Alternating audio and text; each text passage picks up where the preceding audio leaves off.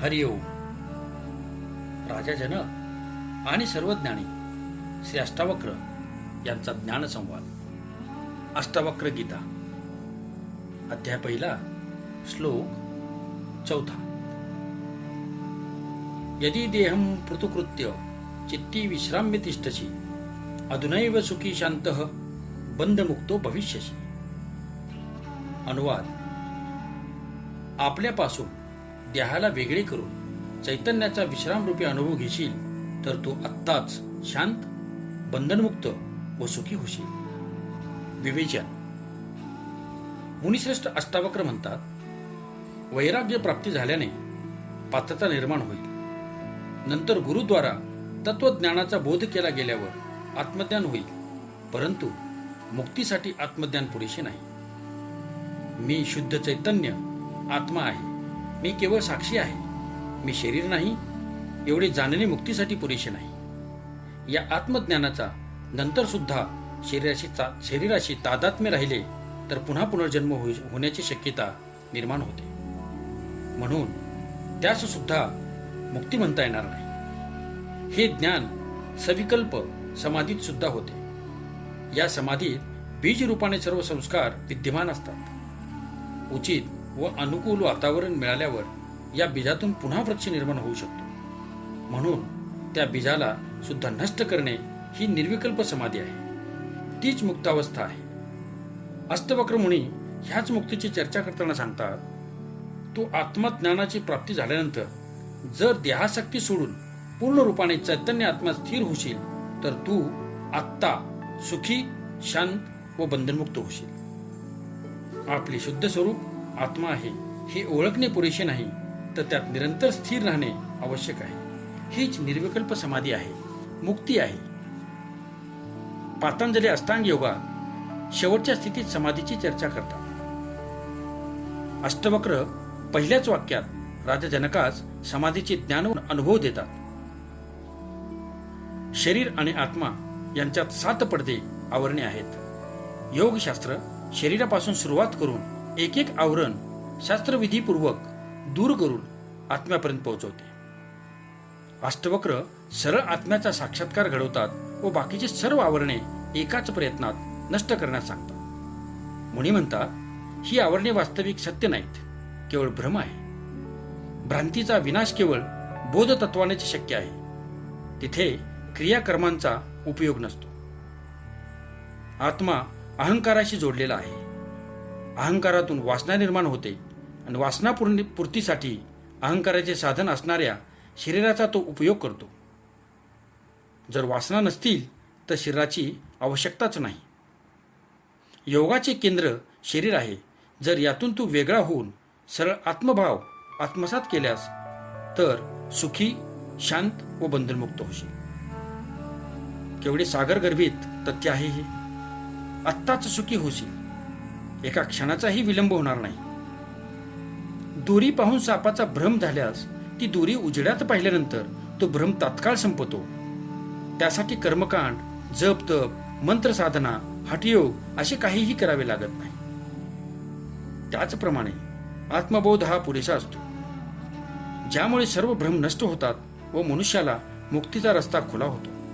ही मुक्ती काही एखादी विशेष ठिकाण नाही किंवा ती मिळविण्यासाठी काही एखादी कालनदी पार करावी लागत नाही. मुक्ती म्हणजे आपल्या वास्तविक स्थितीचे ज्ञान आहे, जे प्रत्यक्ष दर्शनानेच मिळू शकते. यामुळेच सर्व अज्ञानाच्या ग्रंथींची बंधने तुटतात. म्हणूनच शिवगीतेत म्हटले आहे की, मोक्षस्य नहि वासिस्ती न ग्राम्यांतरमेव वा अज्ञान हृदय ग्रंथी नाशो मोक्ष इति स्मृतः. मोक्ष कुठे दूरवर, कुठे एखाद्या घरात किंवा कोणत्या एखाद्या गावात राहत नाही.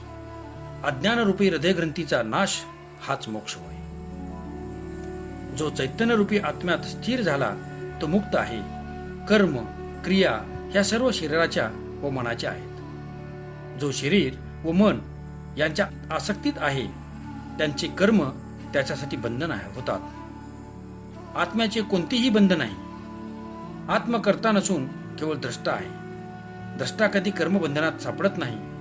सर्व भोग, कर्म, अहंकार, लोभ हे शरीर व मनाचे धर्म आहेत, आत्म्याचे नाही. जो स्वतःचे आत्मस्वरूप ओळखून शरीरासक्ती सोडून देतो तो मुक्त आहे व हाच मुनिश्रेष्ठ अष्टवक्रांचा परमश्रेष्ठ उपदेश आहे. हरिओम. राजा जनक आणि सर्वज्ञानी श्री अष्टावक्र यांचा ज्ञानसंवाद. अष्टावक्र गीता अध्याय 1 श्लोक 5. न त्वं विप्रादिको वर्णो नाश्रमी नाक्ष गोचरः असंगोषी निराकारो विश्वसाक्षी सुखी भव. अनुवाद.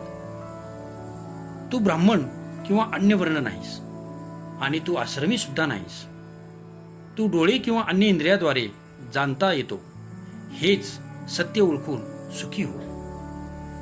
विवेचन. अष्टवक्राने 3 सूत्रात राजा जनकाच्या 3 प्रश्नांची उत्तरे देऊन ज्ञान, मुक्ती व वैराग्य यांचे स्पष्टीकरण करून मुक्तीचा रस्ताही सांगितला. नंतर राजा जनकाला हा उपदेश ग्रहण करण्यास मदत व्हावी ह्या हेतूने अष्टवक्र सविस्तर विवेचन करताना सांगतात, तू शरीर नाहीस, तू आहेस आत्मा जो साक्षी आहे, चैतन्य आहे. आत्म्याचा कोणताही वर्ण नसतो. आत्मा ब्राह्मण, क्षत्रिय, वैश्य, शूद्र काहीच नसतो. ही तर चैतन्य ऊर्जा आहे जी सर्व प्रकारच्या जीवात, अजीवात समान प्रमाणात व्याप्त आहे. आत्म्याचा वर्ण नसतो आणि आत्मा कुठल्याही आश्रमातही नसतो. आत्मा ग्रस्ताश्रमी नसतो किंवा वानप्रस्थाश्रमी नसतो. त्याची कोणतीच जात नाही, त्याचे कोणतेच लिंग नाही. आत्मा करता नाही, भोगता नाही किंवा भोग्य विषय सुद्धा नाही. या सर्वांपेक्षा निराळा, असंग, निराकार आणि विश्वाचा साक्षी मात्र आहे. केवळ द्रष्टा आहे. अष्टावक्र जनकाला सांगतात, तू तो आत्मा आहेस हे जाणून सुखी हो. वर्ण, आश्रम हे आत्म्याचे विषय नाहीत, म्हणून ते तुझे सुद्धा होऊ शकत नाही.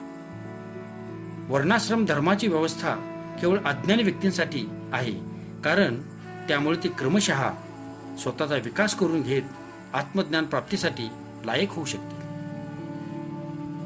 अष्टवक्र जनकाला आत्म्याचे वास्तविक रूप समजावून घेण्यासाठी मदत करत सांगतात की तू हे जाणून घे व आत्ताच सुखी हो. यात उशीर होताच नाही. हा रोकडा नगदी धर्म आहे, उधार नाही की आज कर्म केले आणि पुढच्या जन्मात फळ मिळेल. काही लोक म्हणतात की हे कलियुग आहे, हा पंचम काल आहे, यात मुक्ती होणार नाही. काहींचे म्हणणे आहे की अंतिम तीर्थकर अवतार होऊन गेले, आता पुन्हा कुणी होणार नाही. परंतु अष्टवक्र निर्भयपणे सांगतात की ही सर्व निरर्थक बडबड आहे. तू आपल्या आत्मस्वरूपी चैतन्याला ओळखून त्यात स्थिर हो आणि आत्ताच मुक्त हो. अशी घोषणा, असा उपदेश कोणत्याही गुरुने केलेला नाही. अध्यात्म जगतातील ही एक अद्भुत घोषणा आहे.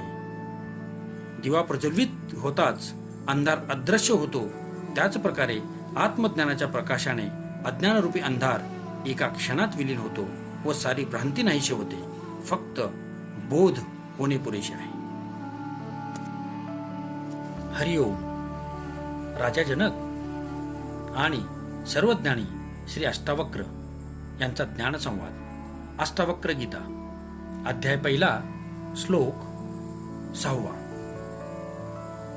धर्माधर्मो सुखम दुःखम मानसाणी न ते विभो न करतासी न भोगतासी मुक्त एवासी सर्वदा. अनुवाद.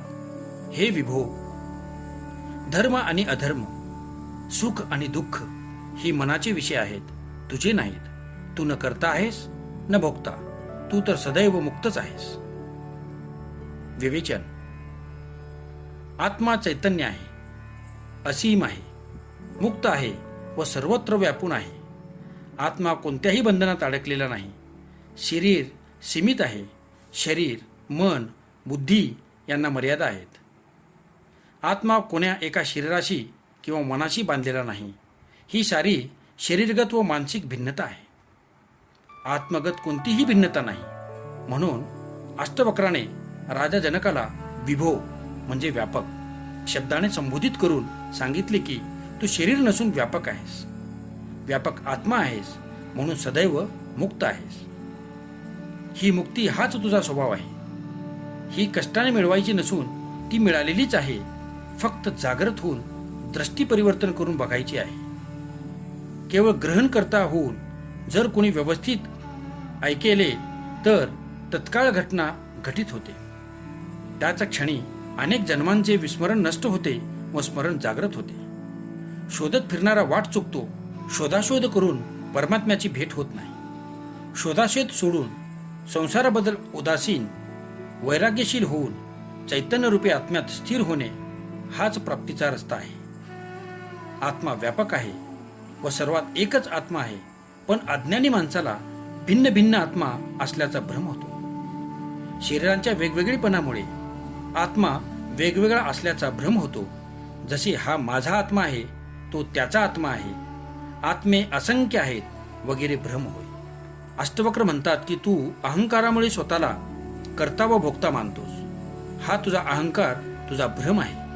स्वतःला कर्ता व भोक्ता मानल्यानेच सुख दुःखाला तुला तोंड द्यावे लागते. तू धर्म अधर्माच्या गोष्टी करतोस. वास्तवात धर्म अधर्म आणि सुख दुःख हे सर्व मनाचे आहेत. तू अहंकारामुळे स्वतःला आत्म्यापेक्षा भिन्न समजतो. हा अहंकारयुक्त भ्रम सोडून दिलास तर तू आत्म्याप्रमाणे सदा मुक्त होशील. अहंकार व मन यांचा अडथळा दूर होताच तू कर्तेपण व भोगतेपण यातून मुक्त होशील व त्याचबरोबर सुख दुःखातूनही तुझी सुटका होईल.